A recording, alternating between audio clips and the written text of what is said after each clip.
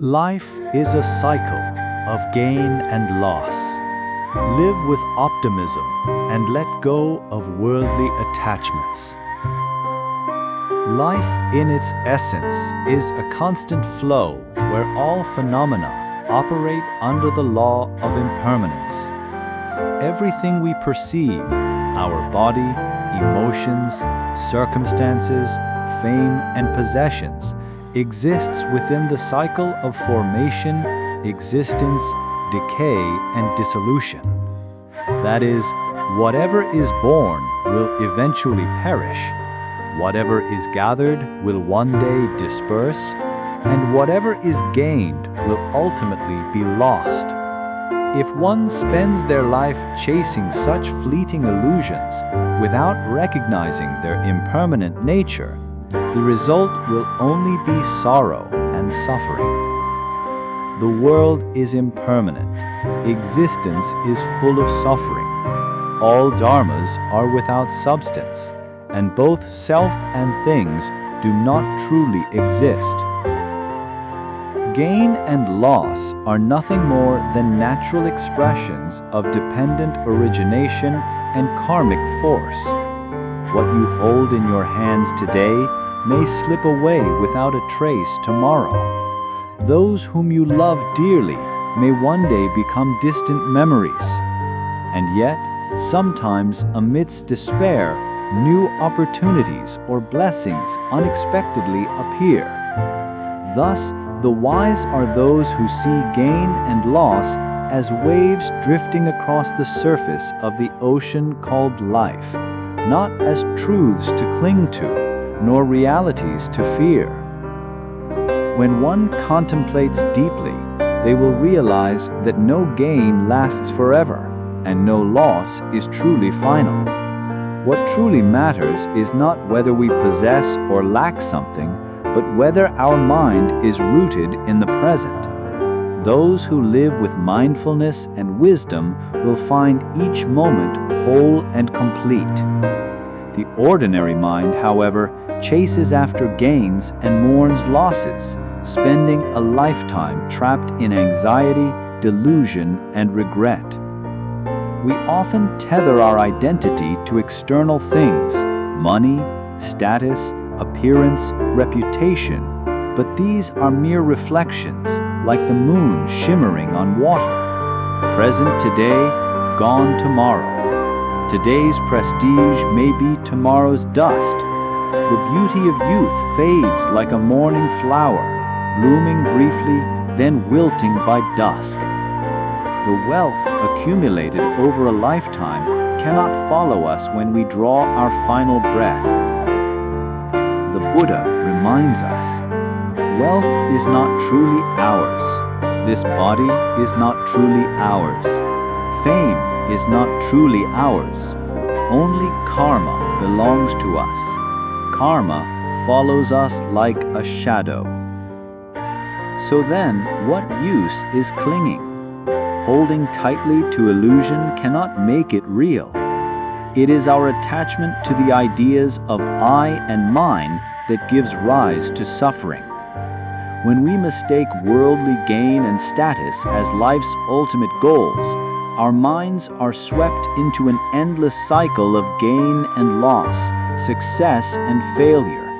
And in that cycle, we lose ourselves, our inner peace, our compassion, and our ability to live mindfully. Living with optimism does not mean denying the reality of suffering. It means facing hardship with a steady and gentle heart. How can one overcome loss, disappointment, and adversity? Only by understanding that everything that happens is a lesson on the path of spiritual growth can we cease blaming life, others, or even ourselves. When loss arrives, rather than lamenting, ask, what has the Dharma come to teach me? And when success comes, respond not with arrogance, but with gratitude for the conditions that brought it forth, without clinging to it. Those who follow the way do not seek joy in applause, but in inner serenity. They choose a life of simplicity, strong and unmoving like a mountain. They understand that life's storms are inevitable, but one can learn to cross them without being swept away. To gain wisdom is to possess the boat of prajna that ferries one across the ocean of birth and death. Learn to let go of what is unnecessary so that life becomes lighter. Do not carry within you old grudges. Do not pack your journey with expectations too heavy to bear. Be content with what you have. Be grateful, even for the unwanted, because those very things help you become stronger, deeper, and more resilient on the path of practice. In the Dhammapada, the Buddha teaches, there is no fire like greed, no evil like hatred, no suffering like delusion, and no bliss like nirvana.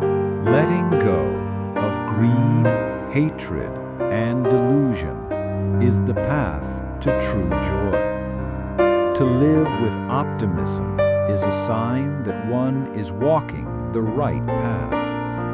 The optimistic are not blind to negativity, but choose to nurture goodness in the heart. They know that even the lotus can bloom from mud, so they do not fear the mud, for they know how to rise from it. If you are facing loss today, remember, it is not the end. It is merely a bend in the vast river of life. After the rain, a new sky may appear.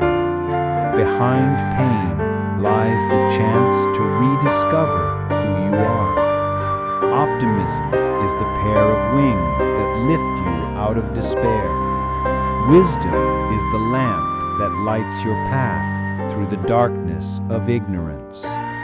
Practice living simply. Desire less. Compete less. Speak less in vain. Think less of harmful things. Make time to sit quietly, breathe deeply, and listen to your heart. Only then will you truly understand that all gain and loss are but the dance of conditions and causes. There is nothing you must cling to. There is nothing worth suffering for. In the end, we do not come to this life to accumulate endlessly, but to let go at the right moment. Not to become rich and famous, but to become light and serene. We come into this world with empty hands and leave it the same way. What matters is not how much we have held on to, but how much we have been able to let go. When your heart is light like a cloud, your mind clear like still water, when nothing binds you to gain or loss, name or form, then and only then you have taken a great step on the path of liberation. Being alone is not frightening, only a shaky heart is. Some fear solitude, afraid of walking through life alone. But in the eyes of one who follows the path, being alone is not sorrow. It is a rare opportunity to listen inward, to refine the heart, and to cultivate inner strength. The Buddha did not teach us to run away from suffering, but to face it with mindfulness, compassion, and wisdom. And sometimes, that lesson can only be fully learned when we walk alone through life's many trials. Being alone does not mean being isolated. Being alone does not mean being unloved. Being alone does not mean being miserable. Being alone is when we are most free, free from dependence, free from expectations, free from playing roles to please others. It is the sacred moment when we return to our true selves, unmasked, unhidden, and unpretentious. In Buddhism, there is a profound principle known as dependent origination and non-self. All phenomena arise through conditions and cease when those conditions dissipate. When the causes and conditions are ripe, people appear in our lives. When the conditions fade, they naturally part. Understanding this deeply, we stop resenting solitude and begin to treasure it as a gift, granted by karma and circumstance, for us to nurture ourselves, to practice self-care with loving kindness. A truly mature person is not someone who is never vulnerable, but one who can embrace their own vulnerability with compassion and understanding. When suffering arises, they do not blame others or curse their fate. Instead, they quietly ask, "What can I do to remain steady in this storm?" This question, born in silence, becomes the seed of awakening, the mark of a soul beginning to grow. Imagine a young sapling. If it always stands beneath shelter, it will never learn to stretch upward toward the light. But if it is placed in an open field where the sun blazes and the winds howl, then, through struggle, it will root itself deeper and grow stronger. Humans are the same. Only when we face solitude do we learn to encourage ourselves, heal ourselves, and walk forward on our own steady feet. The Buddha said, "Be a lamp unto yourself." No one can walk your path for you. No one can suffer or rejoice on your behalf. No one can mature in your stead. The path of practice is one of self-reliance.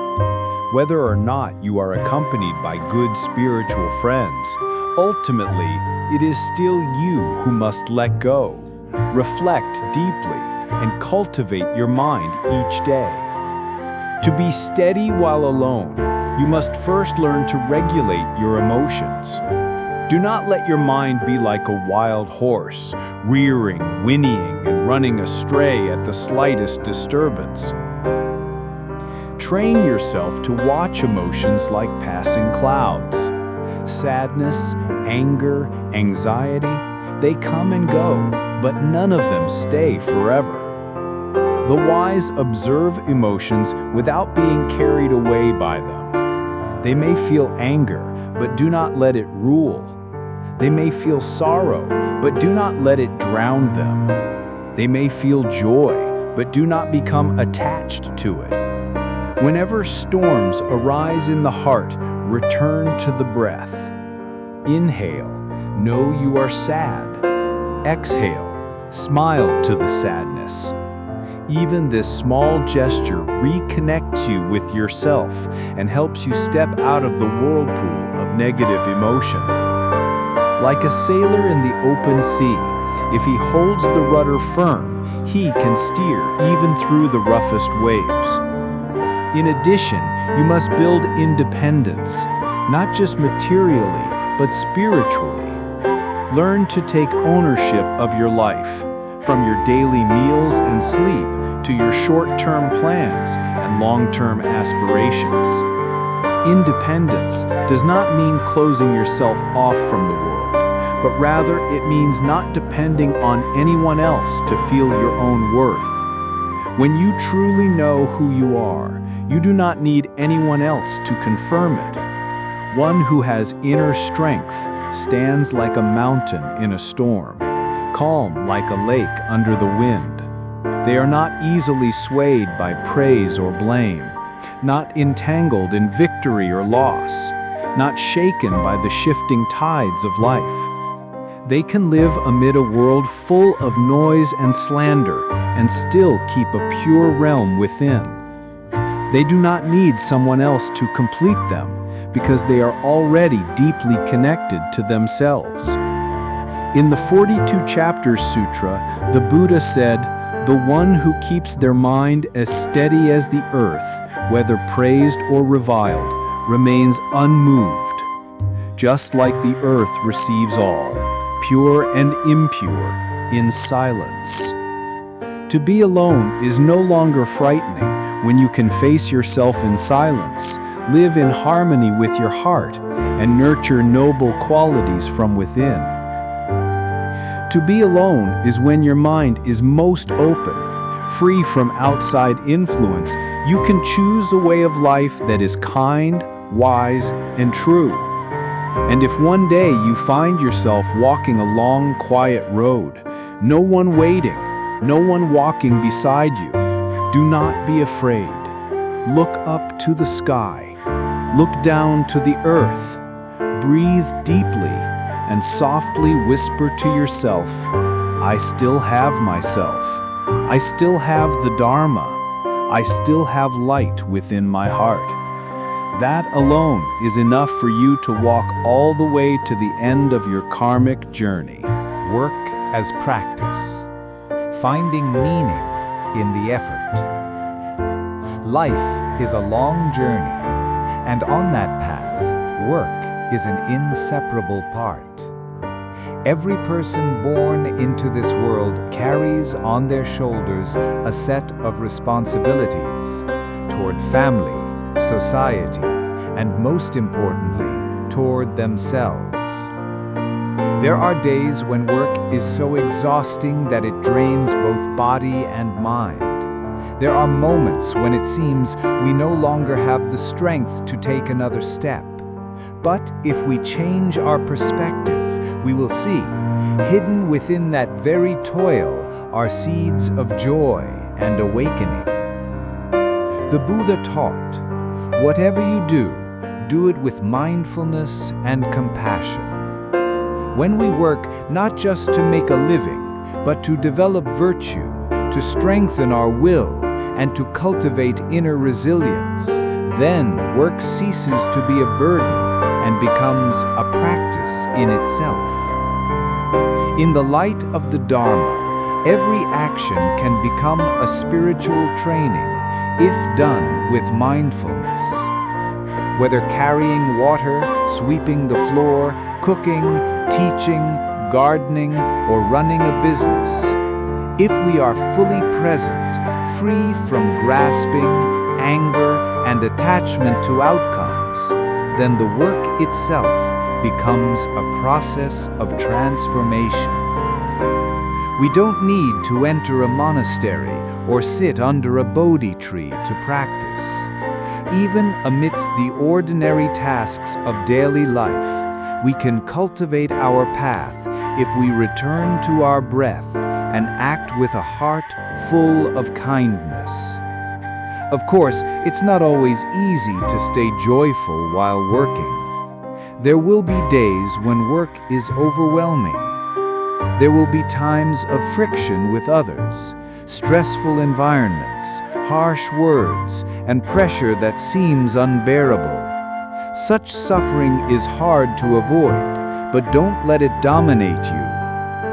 When hardship arises, pause briefly, like a pilgrim resting under a tree by the roadside, not to give up, but to listen inwardly, to breathe deeply, to recognize the emotions rising up, and then gently embrace them with mindfulness. The Buddha never taught that we must be so strong we are never sad. He taught that we should not let sadness turn into despair. A practitioner is one who knows how to face emotion without being swept away by it. When sorrow comes, instead of blaming others or dramatizing it outwardly, turn inward and comfort yourself with words of kindness, as a mother soothes a crying child. Whisper to yourself, "This sadness is just a passing cloud. It comes and it will go." Shine the light of wisdom upon your pain. This is part of karma, a lesson for me to grow. A student of the Dharma must be as steadfast as someone walking through rain and wind, unshaken by a storm, undeterred by a long road. Each raindrop is a test, each gust of wind a trial for your resolve. Don't expect life to always be smooth, for favorable conditions only bring comfort, while challenges forge spiritual strength. In the Dhammapada, the Buddha taught, "The wise work not for praise or blame, not for gain or fame, but out of duty and compassion." When we work with a pure mind, not for glory, not for competition, but out of care and responsibility, then even the smallest task holds great value. Such a person is not shaken by success or failure, gain or loss, because they understand that everything is impermanent. Only inner peace is a reliable refuge. If each workday is a day of practice, then the office becomes a temple. Colleagues become spiritual companions. The manager becomes a mirror for patience, and the tasks themselves become lessons in mindfulness. When faced with difficulty, don't complain. Ask instead, "What is this task teaching me?" When you're scolded, take it as an opportunity to observe your ego. When you succeed, remain humble. When you fail, return to observe the restless mind. One who knows how to practice through their work knows how to transform fatigue with gratitude, transform stress with mindful breathing, and transform conflict with compassion. They don't need applause. They don't seek recognition, because they understand that true merit lies in their own inner growth. Don't wait for work to be easy before you're happy. Don't wait for circumstances to be favorable before you find peace. For if the heart is still dependent on conditions, no matter how prosperous life becomes, it will never be at rest. Learn to find joy in each task, whether washing dishes, sweeping the floor, typing at a keyboard, or answering calls. If done with presence and appreciation, every act becomes a step toward liberation. And finally, remember this: no one else can fulfill your part of this life's work. No one can suffer for you. No one can grant you lasting peace. Only you, through perseverance, understanding, and compassion toward yourself, can carry yourself through the weary days without collapsing. If ever you feel too tired to continue, take a pause, not to escape, but to breathe, to return inward, to remind yourself, "I am still on the path, and I will keep walking." Though there may be rain and wind, slippery roads, or long, dark nights, my heart remains turned toward the light. Family is a refuge of peace in a fleeting world. Cherish every morning that you still get to be with your parents.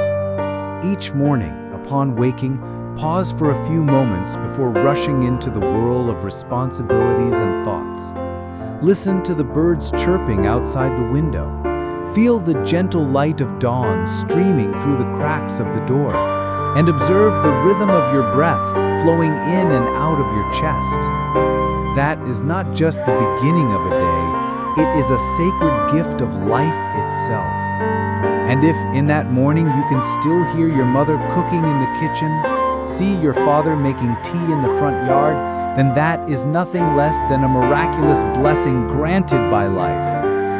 In today's fast-paced world, many people chase fame, wealth, and external success, forgetting the most intimate things: family, parents, home. We often assume they will always be there, always ready to welcome us back after all our striving.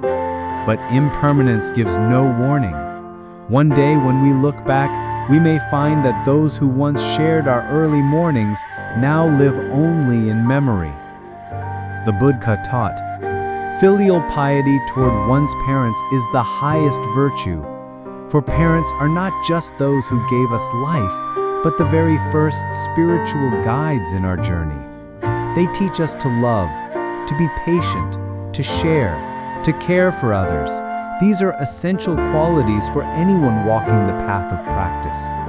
Yet how few of us truly realize the time we have with our parents is steadily slipping away. Each morning we still see our father. Each evening we still hear our mother's voice. Is a day lived in blessing. In the Anguttara Nikaya, the Buddha said, "The two Brahma gods in one's home are father and mother. To honor and serve them is to honor the Buddhas." A true practitioner is not someone who leaves their family to seek liberation in a faraway place, but one who lives mindfully within their own home, one who puts down the phone to look into his mother's eyes when she speaks, one who pours a cup of tea for their father without rushing away, one who eats a simple family meal with gratitude instead of complaint.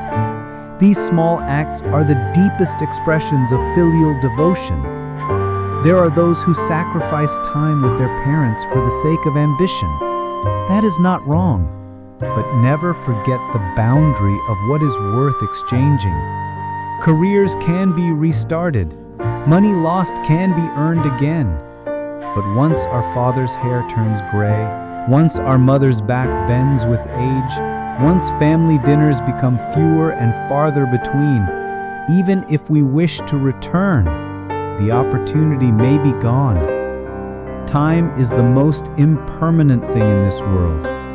The body, familial affection, even our breath, all are falling away like the petals of a late-season flower.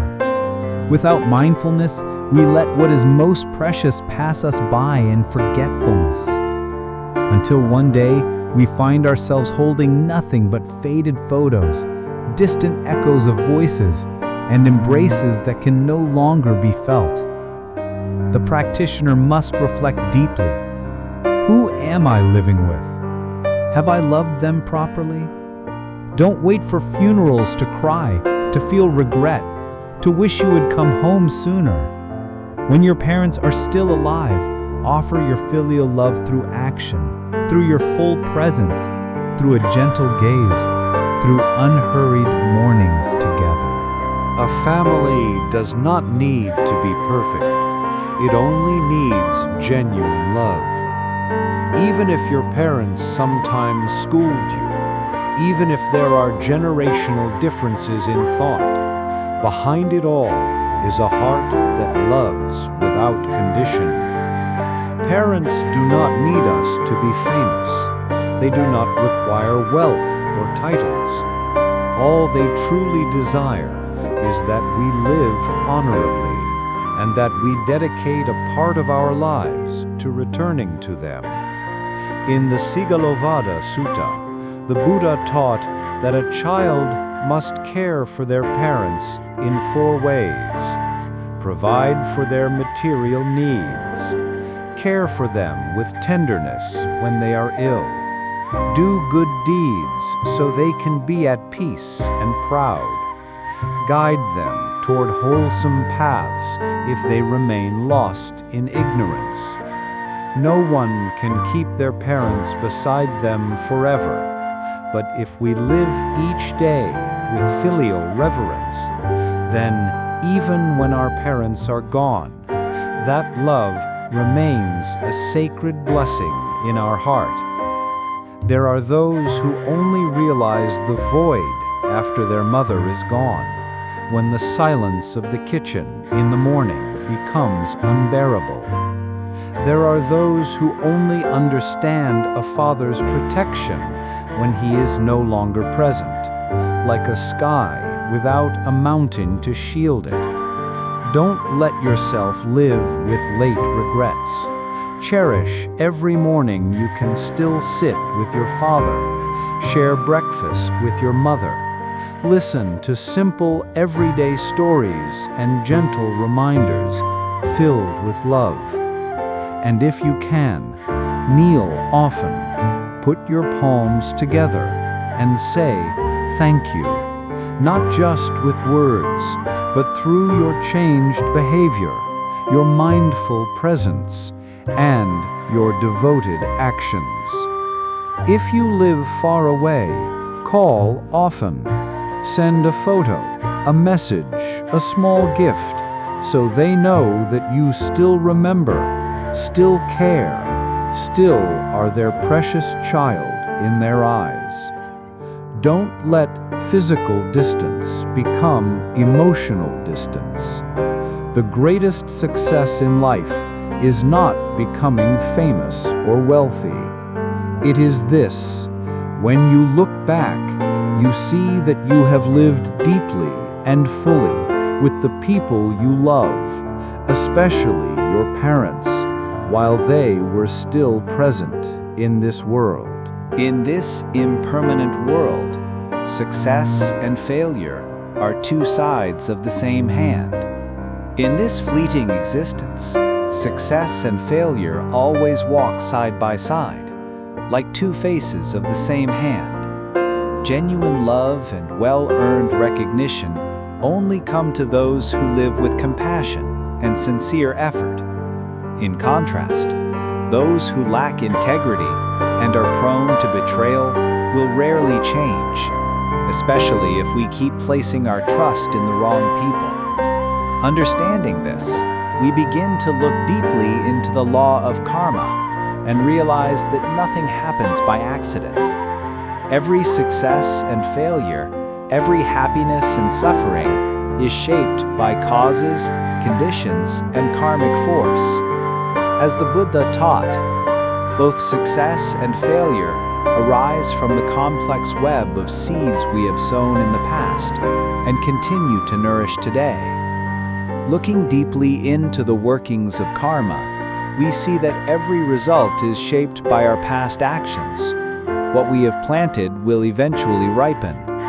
So, if we face failure today, understand that it may be the fruit of unwholesome seeds previously planted, or the result of conditions not yet mature. Likewise, if we succeed, it is not a matter of random luck. It is the sweet fruit of hard work and wholesome effort.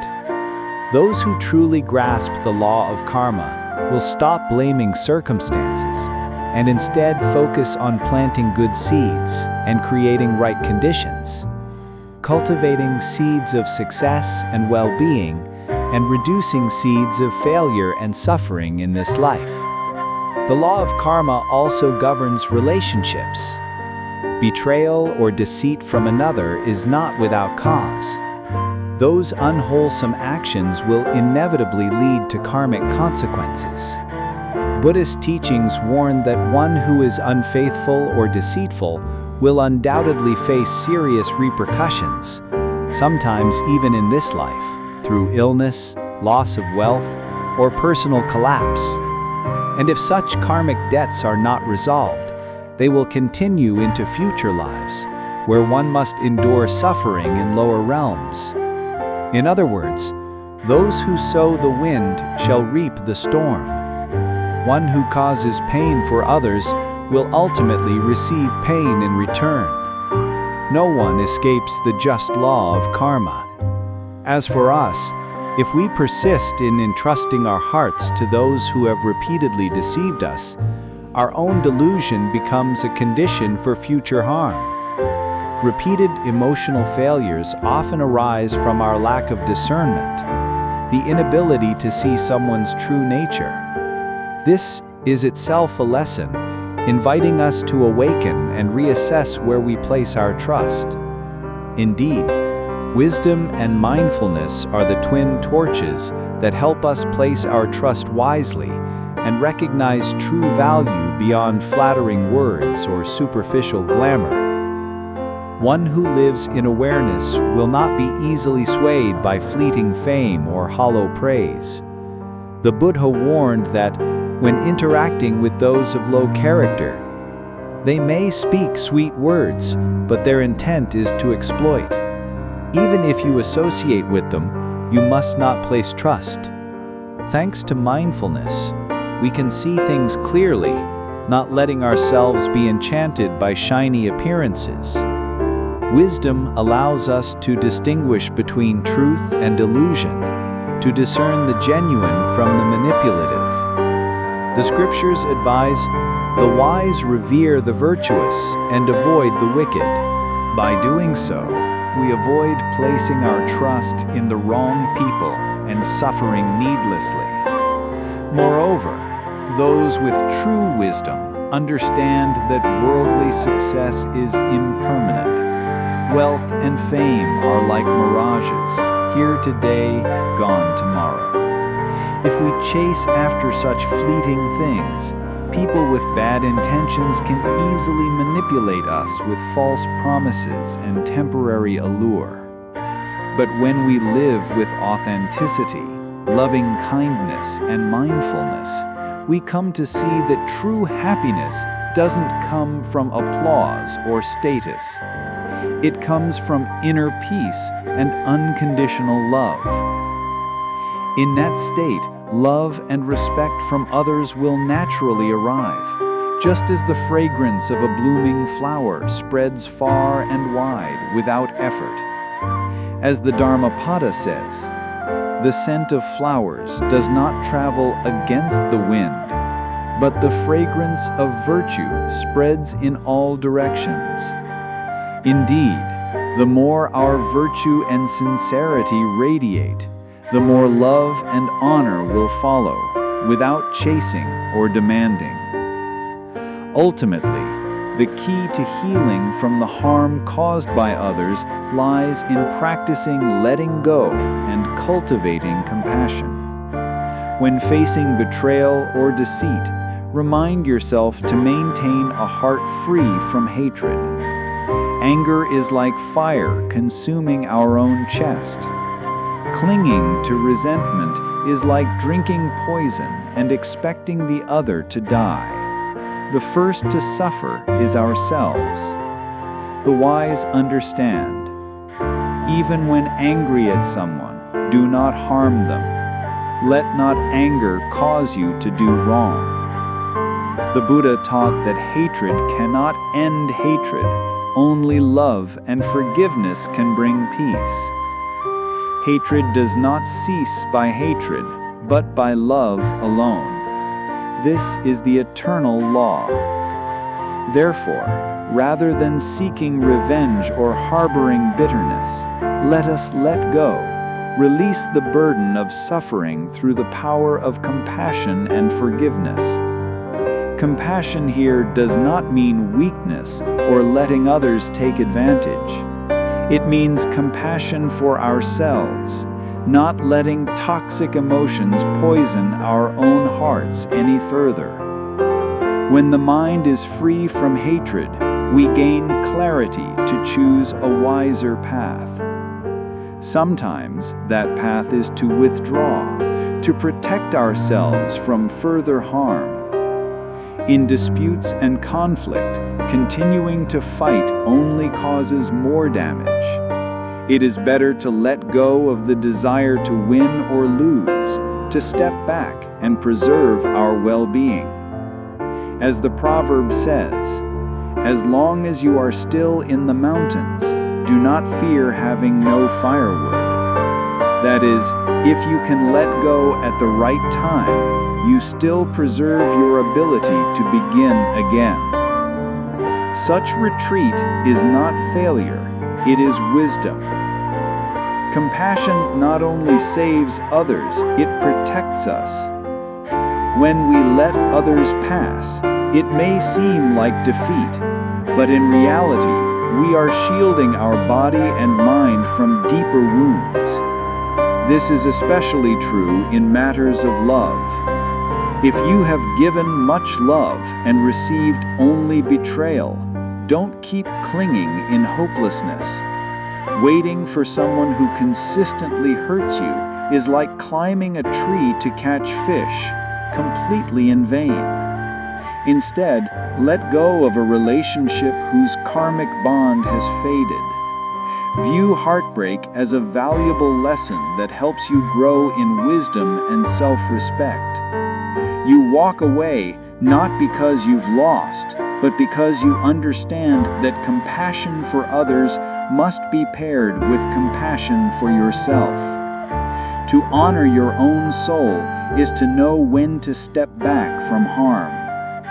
When you release resentment and keep love in your heart, your mind becomes light like a lotus rising from the mud. Each failure and sorrow then becomes a blessing in disguise, a chance to deepen your practice and strengthen your being. Through understanding karma, we stop blindly blaming others or ourselves. Through holding wisdom and mindfulness, we stop trusting the wrong people and chasing illusions. And through the practice of letting go and compassion, we learn to face adversity with forgiveness and peace. All of this helps us transform pain into inner strength, danger into opportunity, and walk the path of awakening, steadier, freer, and filled with radiant calm. Letting go amidst turmoil, finding peace in simplicity. Life is a ceaseless flow, where joy, sorrow, love, and anger take turns arising like waves on the ocean of our consciousness.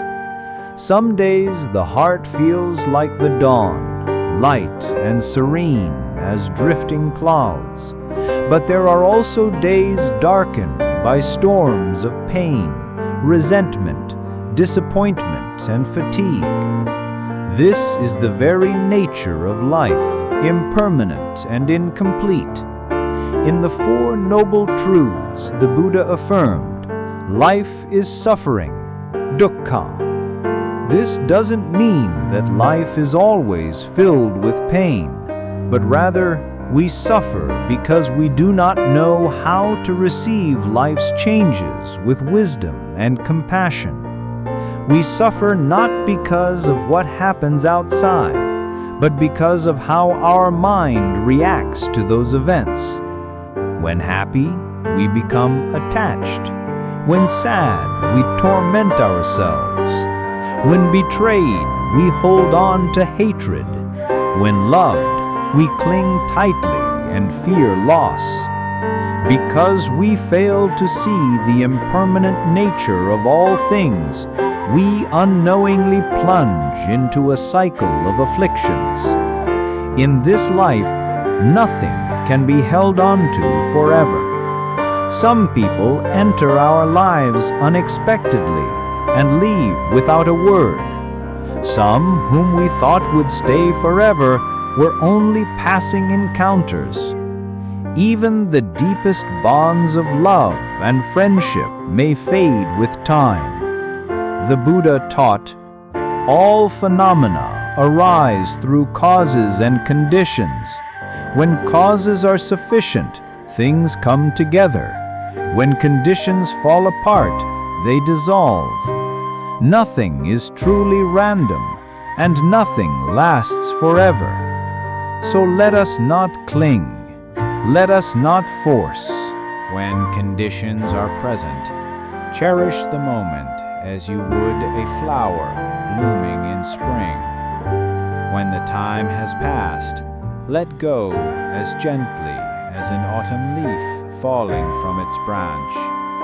Where there is affinity, we meet. Where there is none, we part, silently, without blame. There are things in life that cannot be explained with words because language is too limited to contain the invisible turns of karmic destiny. Knowing this, a Dharma practitioner no longer grieves excessively when someone leaves, nor clings tightly when someone arrives. They remain calm in the face of all arrivals and departures, understanding that everything is based on conditions, and what arises through conditions cannot be held through desire. To live peacefully in a turbulent world, we must first learn to let go. Letting go is not neglect. Letting go is not apathy. Letting go means non-attachment, non-clinging, non-possession. It is knowing that anger, if held, will burn us, that wounds, if not healed, will fester silently, that every form and feeling is fragile, and we cannot control it all. The Buddha once said, "Letting go is not giving up, it is lightening the heart." When we let go, we free the mind from the weight of suffering. As the ancients said, only when the lake is still can it reflect the moon. A mind filled with resentment, blame, and sorrow cannot see clearly nor live peacefully. To let go, we must also learn silence. Silence is a deep practice in Buddhism. When angry, be silent so as not to wound with words. When disappointed, be silent to hear your inner voice. When restless, be silent and return to the breath. Silence is not weakness, nor is it avoidance. Silence is the resilience of one who protects themselves from the harm of ignorance. Silence is the doorway into mindfulness. Together with silence, we must also release anger. Anger is a fire that burns the one who carries it. Hatred is a chain that binds our spirit to suffering. The wise see that the one who angers us is only the trigger. The real anger lies within ourselves. We cannot control others, but we can transform our own reactions. In the Dhammapada, the Buddha taught, hatred never ends by hatred. Hatred ends only by love. This is an eternal truth. Forgiveness is not because the other deserves it. It's because we deserve peace. Do not let the anger of others become hatred in your heart. View betrayal, abandonment, misunderstanding as practices, opportunities to develop patience, equanimity, and unconditional love. Emotional transformation is an art of mindful living. When sad, return to the breath. When angry, go for a walking meditation. When lonely, contemplate impermanence. When heartbroken, look up at the sky and remember, no pain lasts forever. Every emotion is like a cloud, arriving and eventually passing. You don't need to chase it away, nor hold it close. Just recognize it and smile with mindfulness. A cup of warm tea, the sound of a temple bell, the stillness of dawn. Such simple things can offer profound peace. You don't need to seek peace somewhere far away. Just pause, and you will realize that serenity has always been here, in every step, every breath, every compassionate gaze. So, when life stirs the waters, return to yourself. Choose silence over argument. Choose forgiveness over hatred. Choose reflection over blame. Choose compassion over resentment. Choose to walk away rather than cling to a bond that has ended. Peace does not come from life staying still, but from the heart not clinging to change. Happiness does not come from everything going your way, but from learning to live with things just as they are. In the end, the miracle is not that we once loved or were loved, or that we gained or lost anything. The true miracle is this: amidst countless rising emotions, we keep a heart that is unburdened, living gently, anchored in the present moment, and grateful for all the karmic meetings, whether long or short. That is the path the Buddha walked, and that is a path we too can follow step by step, in mindfulness, in ease, in peace. Each person is a universe unto themselves, returning to the true self with mindfulness and courage. Every human being is a unique universe, a personal sky with drifting clouds, passing storms, sunrises, and sunsets that belong to them alone. In the depths of our hearts, no one is the same. Some may shine on the outside, yet feel empty within. Some may appear silent in life, but carry a soul full of emotions. Some endure profound pain without ever speaking of it, silently embracing their wounds as valuable lessons of life. The Buddha taught, by oneself is evil done, by oneself is one defiled. By oneself is evil left undone, by oneself is one purified. Purity and impurity depend on oneself. No one can purify another. No one understands our journey as clearly as we do. No one can live, suffer, let go, or rejoice on our behalf. Every experience, every turn in life, whether of joy or sorrow, is our own karmic path to walk. There are fractures in the mind only we can see. There are sorrows no words can describe. And there are turning points that no one understands except ourselves, the ones who live through them each day.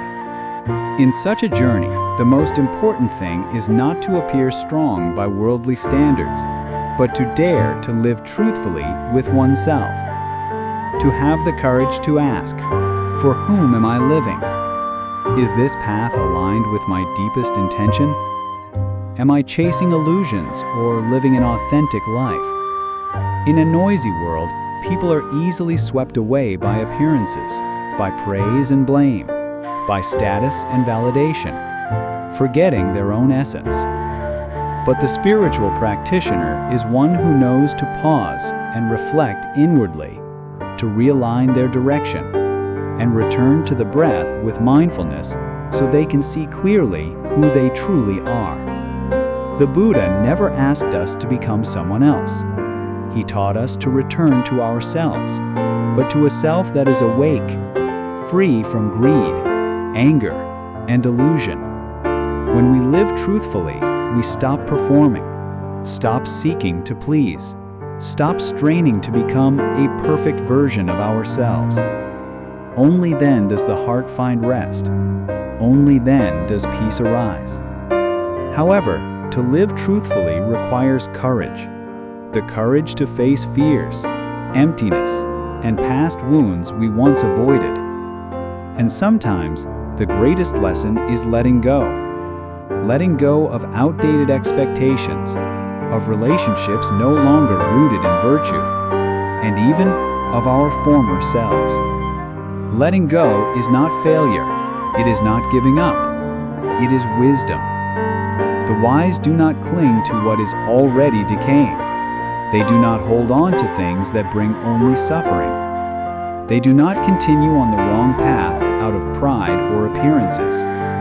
To let go is to liberate oneself from invisible chains. In the Satipatthana Sutta, Discourse on the Foundations of Mindfulness, the Buddha taught, "Observe the mind with craving, knowing it as craving. Observe the mind with anger, knowing it as anger." This is the practice of honest self-awareness, not beautifying, not denying. Only when we are still enough to see clearly can we calmly choose to continue, to adjust, or to let go. There are moments when just a single breath of stillness allows us to see clearly. The path we are walking is no longer right. The person we are holding on to no longer shares wholesome connection. The job we are pouring our energy into is only disrupting body and mind. When that clarity comes, do not fear change. Change is part of spiritual evolution. Those who fear change are often those still trapped in delusion. A branch that wishes to grow tall must shed its withered leaves. A lotus that wants to bloom must rise from the mud. And a human being who seeks peace must let go of attachments that no longer bring light. But letting go is not always easy, especially when we've invested deep emotions, time, and energy. Still, if we keep clinging, we abandon ourselves. We wound our own hearts just to hold on to what no longer nurtures us. The wise see impermanence clearly. They know that everything in life changes, so they do not cling or resist.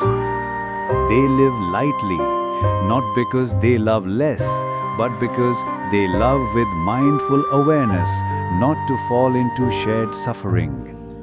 To have a sky of your own is a beautiful thing, for it is the sacred space of inner independence. But more important than having a sky is learning to care for it with the light of mindfulness, the winds of letting go, and the gentle rains of compassion. Each person has their own karma, their own path. Do not compare. Do not live someone else's life. Live your own in wakefulness. And, if needed, allow yourself to rest. Allow yourself to cry. Allow yourself to let go. Allow yourself to begin again, right from the place where you once fell. You don't have to please everyone. Stay true to yourself with mindfulness and inner strength. There is a common mistake many of us make, the constant attempt to please everyone. We adjust our words so no one feels offended, suppress our emotions to keep the peace, and sometimes even sacrifice our own dreams to meet the expectations of others. But the more we live this way, the further we drift from ourselves, sinking deeper into a cycle of suffering. Yet the Buddha's teaching is the complete opposite. The wise live freely in the world, not swayed by praise or blame, not losing their true nature to the gaze of others. Being human is already difficult. Being true to yourself is even more so. But that does not mean it's impossible. The key lies in learning to return to yourself, building inner strength, maintaining your ethical compass, and knowing the boundary between listening to others and living for their approval. In the Majjhima Nikaya, the Buddha said, "Even when you speak rightly, some will criticize you. Even when you speak wrongly, some will praise you. No one in the world is praised or blamed entirely. That is an eternal truth." Everyone has their own values, moral standards, and perspectives. To be loved by one person may provoke jealousy in another. The wise do not live by the hearts of others. They live by a heart illuminated by wisdom. Stop chasing applause. Stop seeking likes on social media. Stop feeding off shallow praise. All of that comes and goes like drifting clouds. What truly remains is a peaceful mind when you live true to yourself. The more we try to please everyone, the more likely we fall into anxiety, stress, and eventual burnout, because no one can satisfy the entire world. Personality is not arrogance. It is the ability to know who you are and live by what you believe, without needing to show off or cling to ego. One with true character is not easily swayed by trends, nor do they live falsely just to gain approval. Self-respect is not arrogance. It is knowing how to uphold your own ethics and integrity, not selling yourself short for fleeting fame or affection. The Buddha, while still a prince, gave up his throne, wore ragged robes, lived with minimal comforts, all to preserve his ideals of liberation and compassion. That is the pinnacle of self-respect, to live by one's highest truth, not by public opinion.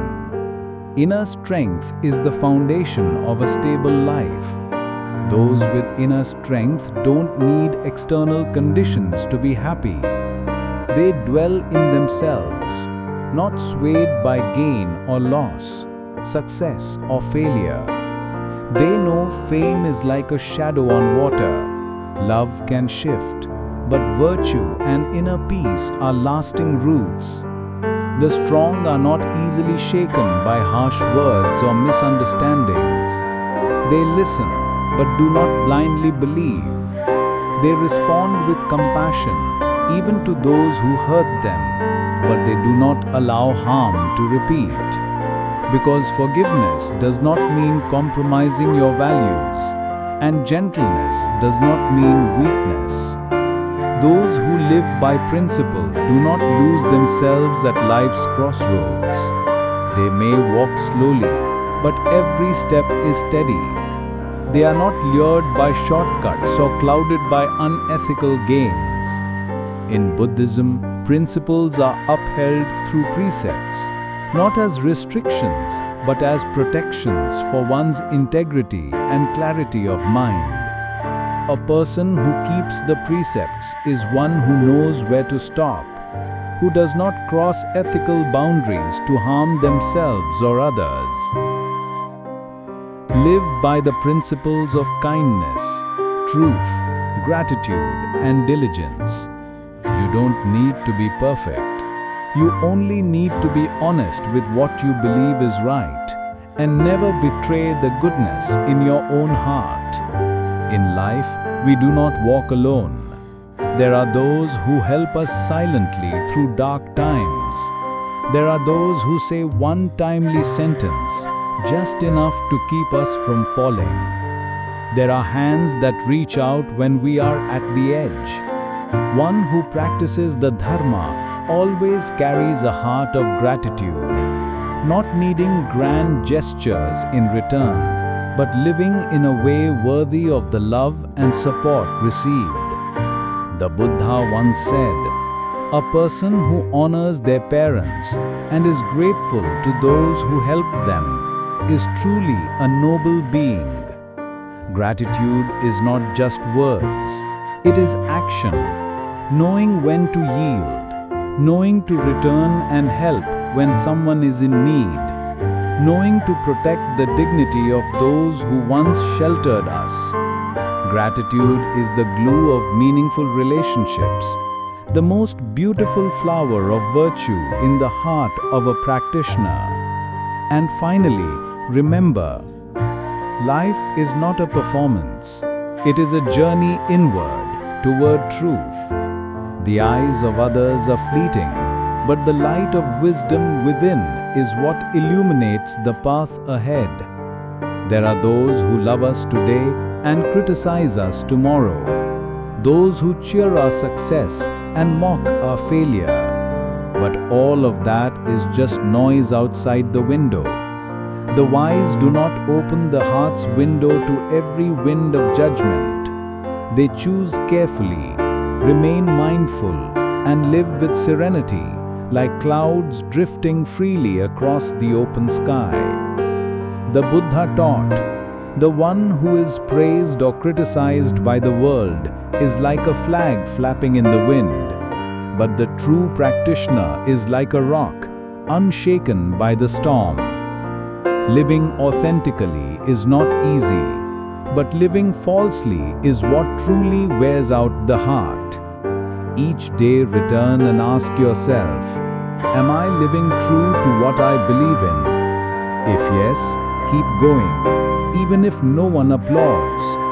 If not, a just cause, even if it means walking alone. In the end, you do not need to please the whole world.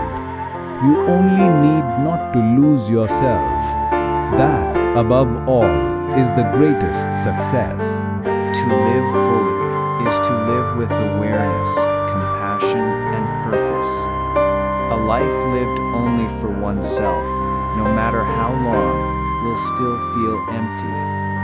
But a life lived to bring joy to others, to be present in each day with mindful awareness. Even a brief existence can shine like a blooming lotus.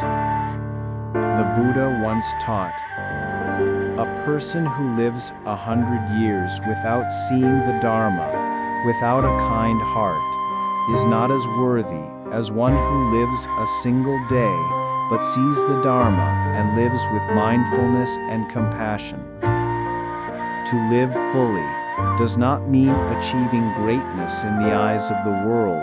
It means being wholeheartedly present in each moment, in each action, in every relationship. It means waking up in the morning and knowing, I still have time to love, to learn, to correct yesterday's mistakes. It means offering a kind word, doing a small good deed, maintaining a gentle smile even in discomfort. These are meaningful ways to live a day. In Buddhist teachings, what matters is not how much you do, but with what intention. Some may do great things, but with pride in their hearts. Some may only offer a glass of water, but with their whole being. Thus, an action only becomes truly valuable when it arises from mindful awareness and wholesome intention. An action without clarity, without insight, is simply a meaningless cycle. Life is not meant only for dreaming, nor for blind action. We need both. A conscious mind that observes and reflects, and feet that take grounded, wise steps. There are those who dream big but never act. They speak of happiness, compassion, and enlightenment, but never take even a single step toward inner transformation. And there are others who work endlessly, chasing goal after goal, but in the end, don't know what they're truly living for. They act constantly, but without direction or insight, and so they accumulate only exhaustion, not peace. The Buddha taught, no one can save us but ourselves. We must walk the path. This means, to live fully, we must walk with awareness, knowing where we're headed. Dreams without action are illusions, and actions without mindfulness become a spinning wheel, busy but empty. The pain of life is not in failing, it's in never having tried wholeheartedly. There are things we could have done, said, or loved, but we held back, afraid, worrying what others might think. And so the chance quietly slipped away. When time no longer gives us another try, we're left only with regret. But a Dharma practitioner does not live with regret, because they know everything is due to causes and conditions. If we have tried our best, if we have lived fully within our capacity, then outcome is no longer a burden. Such people live lightly, sleep peacefully, their hearts at ease, regardless of success or failure. What matters is that each step was honest, each choice made with awareness, each action born from kindness. When we live this way, life ceases to be a race. It becomes a meaningful journey where every experience is like a flower blooming in the garden of consciousness. The Buddha taught, to benefit sentient beings is the highest offering to the Tathagata. Bringing joy to others is not only a moral act, but also a profound method of inner transformation. When we care for others, through kind words, gentle actions, and a compassionate gaze, we plant the seeds of peace for both ourselves and those around us, now and in the future. But to give joy, we must first be rooted in inner stability. For someone who is not at peace cannot offer peace to others. Therefore, before bringing light to others, light your own heart with mindful breathing, wisdom, and loving kindness. A boat without direction drifts endlessly at sea. A life without purpose is the same, easily swept away by trends, emotions, or external pressures, wasting the most precious gift, time. Purpose here does not mean status or wealth. It means a noble aspiration, a sincere vow lit quietly within the heart. A practitioner of the Dharma may choose a life of service, of easing suffering, of walking the path to liberation. A layperson may choose to nurture their family with love, to contribute to their community in their own way. What matters is that we know, why am I living? What must I change? What should I learn? Where do I need to pause? Only then can each action carry true meaning. To live fully is an art, a blend of clear awareness and practical action. Not chasing illusions, not running blindly, not working for fame, but working because it nourishes your heart and brings joy to others. When mindful experience walks hand in hand with wise, grounded steps, life is no longer a dull routine. Each moment becomes an opportunity to touch peace, to grow in understanding, to awaken to the Dharma.